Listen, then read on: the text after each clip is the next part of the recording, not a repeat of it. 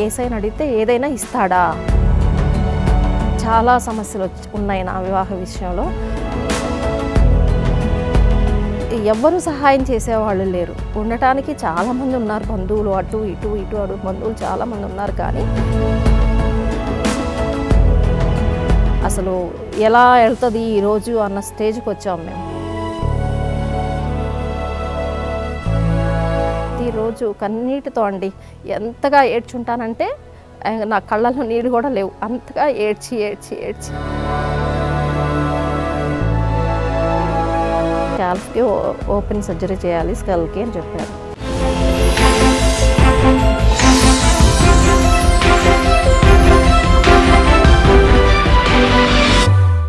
నమస్తే అండి, దివ్యవాణి టీవీ ప్రేక్షకులందరికీ హృదయపూర్వక నమస్తులు చెప్తున్నాను.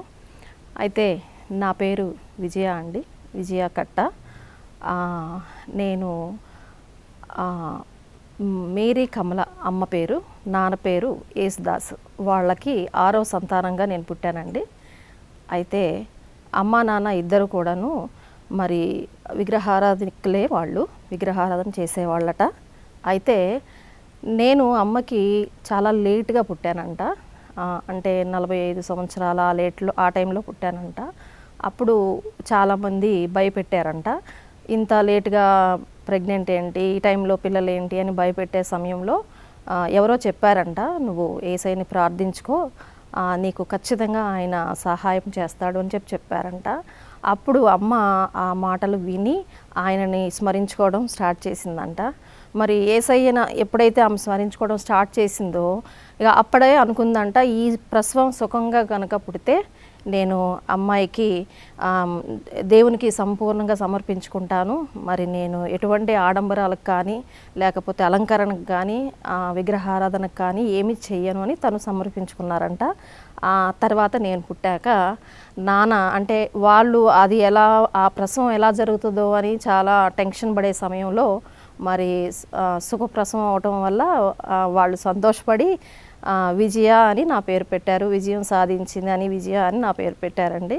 అది చాలా సంతోషకరమైన విషయం. ఆ తర్వాత మరి నేను ఎదిగే సమయంలో అమ్మ నాన్న కొంచెం పెద్దవాళ్ళు అవడం, అదే సమయంలో మా పెద్ద అక్కకి పిల్లలు లేకపోవడం, ఆ టైంలో వాళ్ళు అమ్మాయిని మేము తీసుకెళ్తాము, మాకు తోడుగా ఉంటుంది అని వాళ్ళు అడగటం, అలా అక్క వాళ్ళ ఇంటికి వెళ్ళేవాళ్ళం. అక్కడ నేను మనకి పెద్దపరిమి అని ఒక ఊరు ఉందండి గుంటూరు జిల్లాలో. అక్కడ మా అక్కాయి వాళ్ళ అత్తగారోళ్ళు స్కూలు, చర్చ్, మన క్యాథలిక్ చర్చ్ స్కూల్ నడుపుతూ ఉండేవాళ్ళు. వాళ్ళు అక్కడ జపమాలలు అవన్నీ నేను వినేదాన్ని, నేను కూడా చెప్తూ ఉండేదాన్ని ఎప్పుడు చిన్న వయసులో, ఒక 9-10 సంవత్సరాల ఆ వయసులో.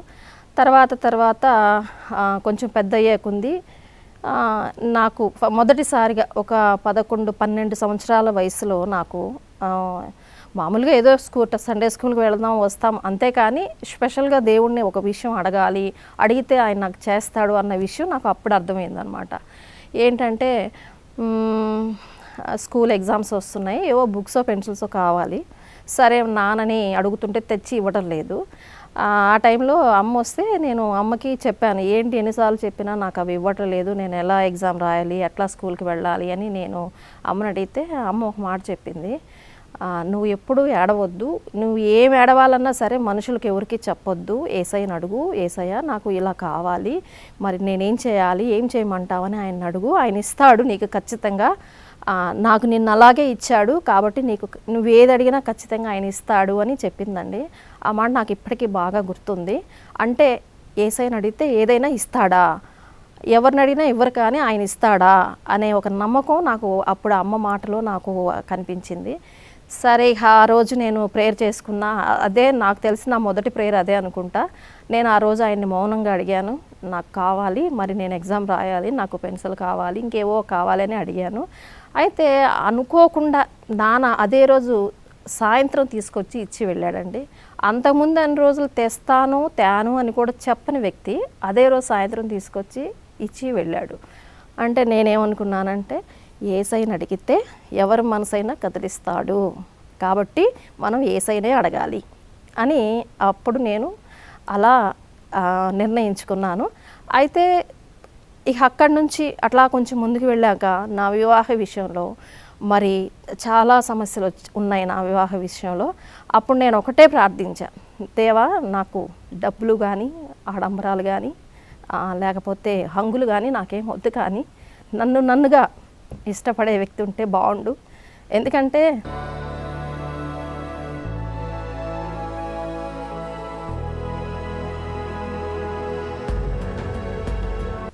నన్నుగా ఇష్టపడే వ్యక్తి ఉంటే బాగుండు. ఎందుకంటే మా అక్క వాళ్ళని నాకన్నా ముందు 5 ఉన్నారు చెప్పాను కదా. 2 అన్నయ్యలు, 3 అక్కలు, నేను, మొత్తం 6 మేము. అయితే ఆ 3 అక్కలలో ఒక 2 అక్కల గురించి నాకు బాగా అంటే కొంచెం బాధగా ఉండేది. వాళ్ళకి డబ్బు ఉంది, అంతా ఉంది, కానీ మనశ్శాంతి ఉండేది కాదు. వాళ్ళని చూసి నేనేమనుకున్నానంటే డబ్బు ఉండటం కాదు, మనశ్శాంతి చాలా ఇంపార్టెంటు.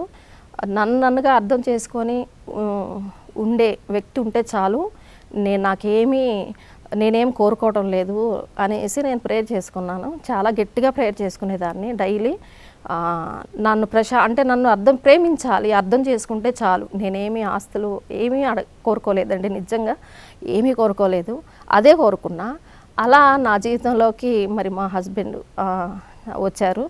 ఆయన కూడా నన్ను చాలా ఇష్టపడతారు, ప్రేమిస్తారు. మరి నా అభిప్రాయాలకి, నా ఇష్టాలకి ఆయన గౌరవిస్తారు, మరి నన్ను సపోర్ట్ చేస్తూ ఉంటారు. పెళ్లి తర్వాత కూడా మాకు ఎన్నో రకాల సమస్యలు వచ్చినాయి.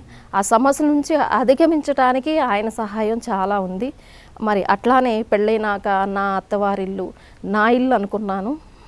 ఆ తర్వాత అమ్మ తర్వాత చనిపోయారు. నా పెళ్ళైన కొన్ని రోజులకే అమ్మ చనిపోయారు. తర్వాత అమ్మ ప్రేమ అనేది నాకు దొరకలేదు. ఎందుకంటే చిన్నప్పటి నుంచే నన్ను అక్క వాళ్ళ ఇంట్లో, తర్వాత అన్నయ్య వాళ్ళ ఇంట్లో, అట్లా వాళ్ళ ఇళ్ళల్లో ఉంచేసే తలకే అమ్మ దగ్గర నేను ఎక్కువ ఉండలేకపోవటం వల్ల ఆ అమ్మ ప్రేమ అనేది నాకు పూర్తిగా దొరకలేకపోయింది.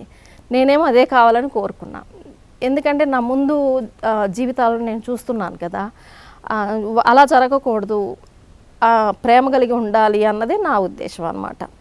అట్లాంటి సమయంలో మరి అమ్మ చనిపోవడం, అలాగే పెళ్ళి అవ్వడం, వెంటనే పిల్లలు పుట్టడం, సరే ఏదేమైనా ఈ కుటుంబమే నా కుటుంబం, అత్తగారి కుటుంబమే నా కుటుంబం అనుకొని నేను వారి పట్ల చాలా ప్రేమ కలిగి ఉండేదాన్ని, బాధ్యత కలిగి కూడా ఉండేదాన్ని.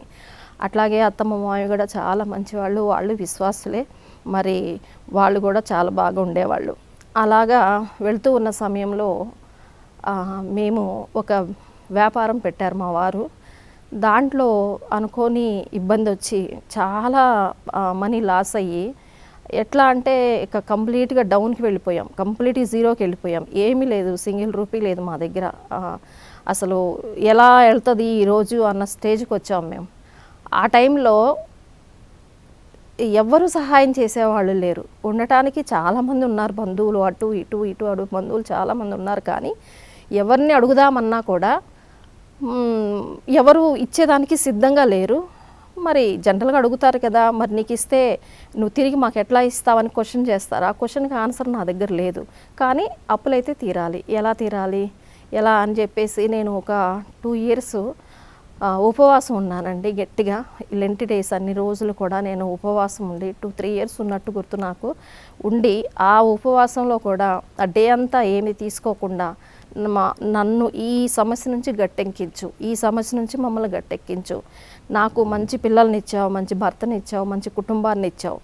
మరి తల్లిదండ్రులు ఒకవేళ ప్రేమ దొరకపోయినా, అక్క చెల్లెళ్ళు తోడు రాకపోయినా, మరి నాకు ఈ కుటుంబం అయితే నువ్వు ఇచ్చావు కాబట్టి నువ్వు ఇచ్చిన కుటుంబంగా నేను భావిస్తున్నాను. ఇటువంటి కుటుంబాన్ని నేను నిలబెట్టుకోవాలి అంటే మరి వారి నుంచి వచ్చే ఏదన్నా చిన్న చిన్న మాటలనైనా ఎదుర్కొంటూ ఈ ఆర్థిక సమస్యను కూడా ఎదుర్కోగలిగితే మా కుటుంబం బాగుంటుంది. ఇప్పుడు నాకు ఒక బాధ్యత ఇచ్చావు, నాకు 2 బిడ్డలను ఇచ్చావు, భర్తనిచ్చావు, మరి ఈ కుటుంబాన్ని నేను ముందుకు తీసుకువెళ్ళాలి ఎలాగా అని చెప్పేసి నేను దేవుణ్ణి ఆ 3 years ఉపవాసం ఉండి మరి ప్రతిరోజు కన్నీటితో అండి ఎంతగా ఏడ్చుంటానంటే నా కళ్ళల్లో నీళ్ళు కూడా లేవు, అంతగా ఏడ్చి ఆయన్ని ప్రార్థించి. అయితే కొంచెం ఎట్లా అంటే మరి ఎవరైతే నీకు ఇయ్యము అన్నారో, ఎవరైతే మేము నీకు ఇస్తే మీరు ఎలా ఇస్తారో అని మమ్మల్ని అవమానించారో, మరి దేవుడు వారి చేతే మిరాకల్గా మరి మాకు హెల్ప్ చేయించారు. సపోర్ట్ చేశారు. ఆ తర్వాత మేము వారిచ్చిన కొంత అమౌంట్తో మేము మళ్ళీ ఆ చిన్న చిన్న సమస్యలన్నీ తీర్చుకొని మళ్ళీ అప్పుడు ఎలాగైనా సరే నిలదొక్కోవాలి జీవితంలో. ఎందుకంటే దేవుడు అన్ని అవయవాలు మనకి హెల్దీగా ఇచ్చాడు. ఇవి లేకుండా బాధపడే వాళ్ళు ఎంతోమంది ఉన్నారు. అయితే నేను రోడ్డు మీద వెళ్తూ ఉన్నప్పుడు కొంతమంది వికలాంగులను చూశానండి. వాళ్ళని చూసి వికలాంగుల్ని అంధుల్ని చూసినప్పుడు ఒకటే అనిపించింది, ఇంత గొప్ప అవయవ సంపద దేవుడు మనకి ఇచ్చినప్పుడు ఎందుకు భయపడాలి, దేనికి బాధపడాలి? ఏ పని చేసుకొనైనా సరే మనం మన ఫ్యామిలీని నిలబెట్టుకోవాలి. అంతేకాదు నాకు చేతనైనంత వరకు ఇతరులకు హెల్ప్ చేసే శక్తిని నాకు ఇవ్వమని నేను ఆ సమయంలో దేవుడిని గట్టిగా అడగటం. ఆయన నాకు చేసిన అద్భుతం ఏంటి అంటే, మేము అనుకోకుండా మంచి జాబు మా వారికి రావడం, అట్లాగే నాకు కూడా ఒక మంచి బిజినెస్ పెట్టుకునే అవకాశం ఇచ్చి ఆ కోర్స్ నేర్చుకొని నేను ఒక మంచి కోర్స్ నేర్చుకొని నేను ఒక బిజినెస్ పెట్టానండి. అయితే అది పెట్టడానికి కానీ మరి మా వారు జాబు రావడానికి కానీ మరి వీటన్నిటికీ మధ్య చాలా వ్యవధి ఉంది. ఒక 3-4 సంవత్సరాల వ్యవధిలో మేము మానసికంగా చాలా నలిగిపోయి ఉన్నాం. ఆ టైంలో నేను ఉపవాసం ఉండి ప్రార్థించుకున్నప్పుడు నాకు దేవుడిచ్చిన జవాబు ఒకటే, ఆలస్యమైనా ఖచ్చితంగా కార్యం జరుగుతుంది అని నాకు వాగ్దానం వచ్చింది.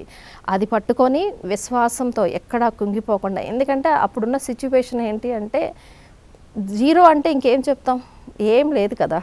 జీరో అంటే ఏం ఆలోచన కూడా రాదు, ఇంకా మనకి లైఫ్ లేదు, ఇంక ఇంతే లైఫ్ అన్న సిచ్యువేషన్ నుంచి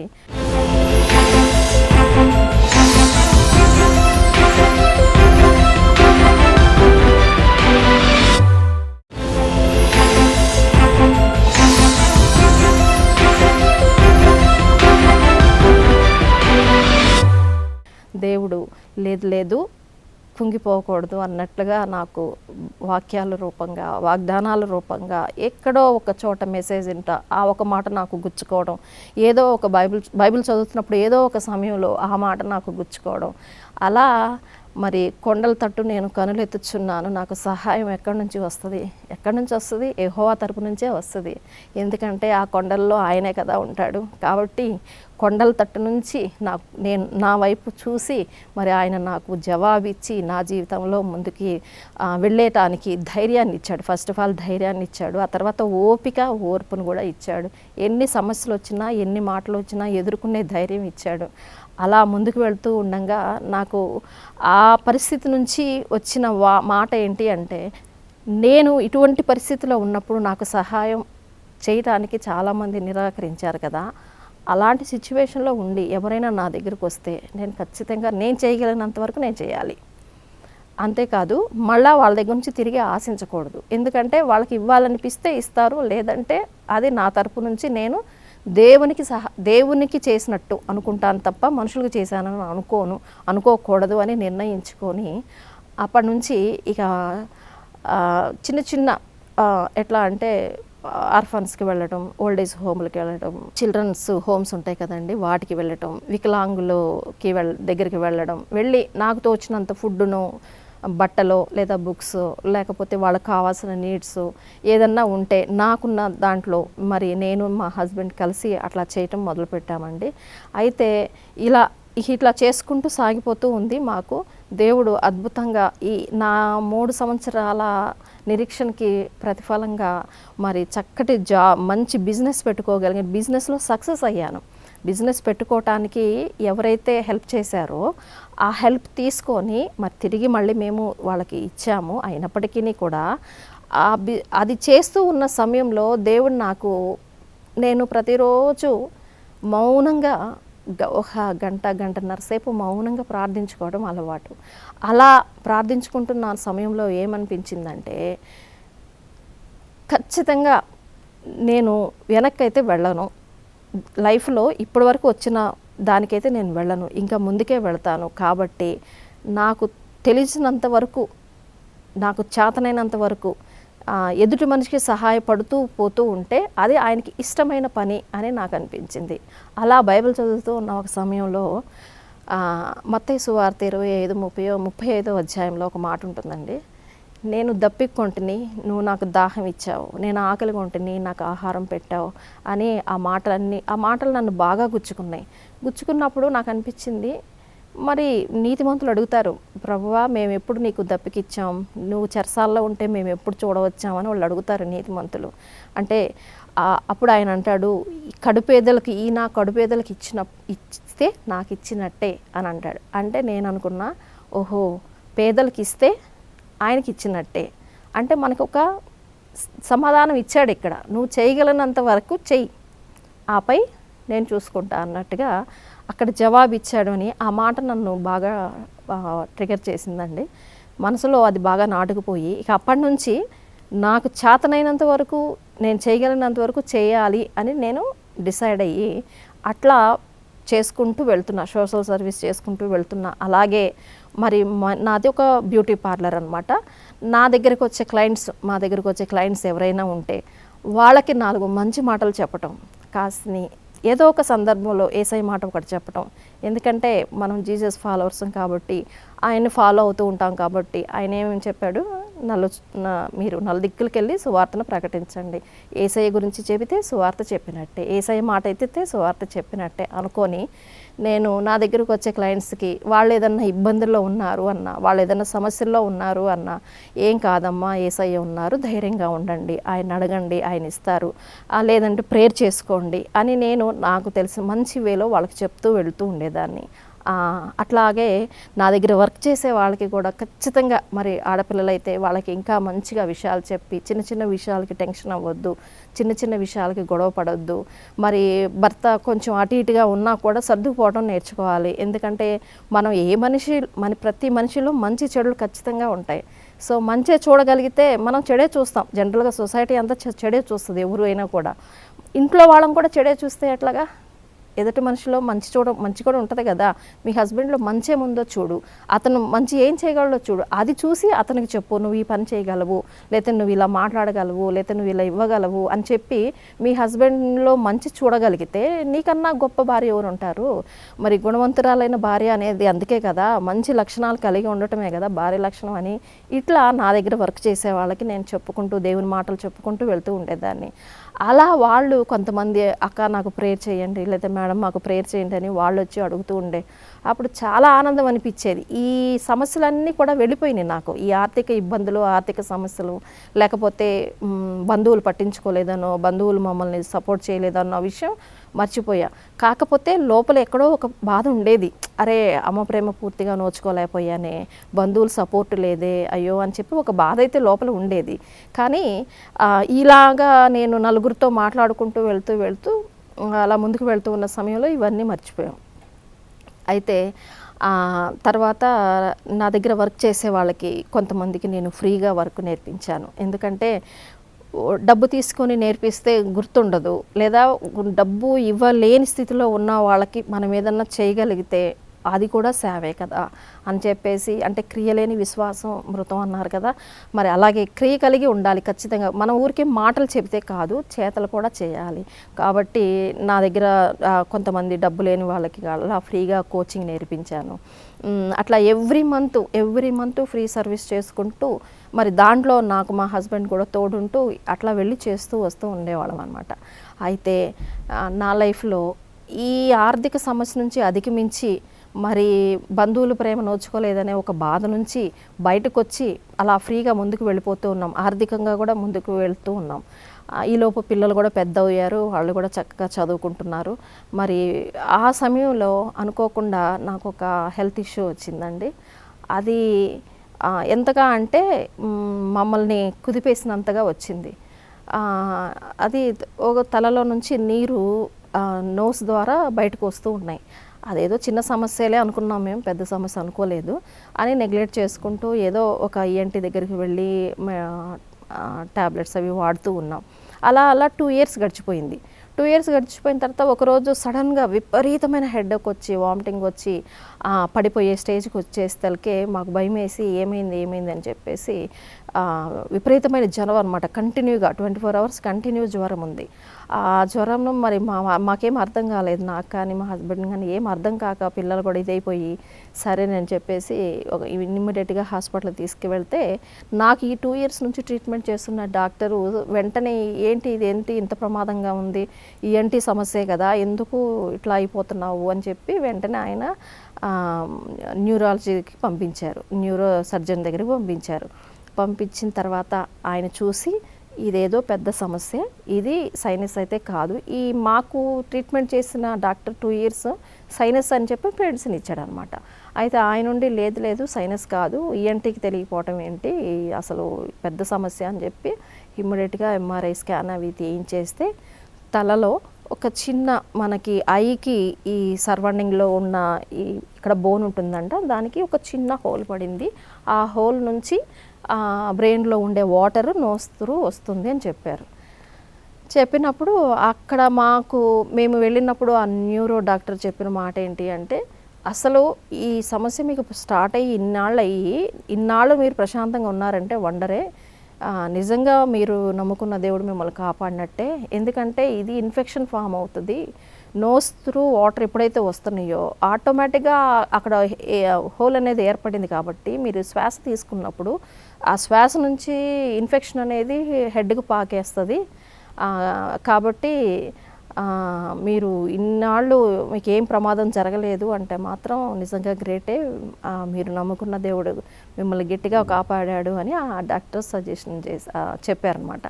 సరే నెక్స్ట్ ఏంటండి అంటే, నెక్స్ట్ ఓపెన్ సర్జరీ చేయాలి, స్కాల్ప్కి ఓపెన్ సర్జరీ చేయాలి స్కల్కి అని చెప్పారు. ఓపెన్ సర్జరీ అంటే మామూలు విషయం కాదు కదా, ఎట్లా అండి ఏంటి మరి అది ఖచ్చితంగా ఓపెన్ చేయాలా అంటే డాక్టర్ అన్నారు, లేదమ్మా హోల్ క్లోజ్ చేయాలి, లేదంటే మీకు ఇన్ఫెక్షన్ అయితే బ్రెయిన్ డెడ్ అయిపోతుంది, సో ఖచ్చితంగా చేయాల్సిందే అనేసి అన్నారు.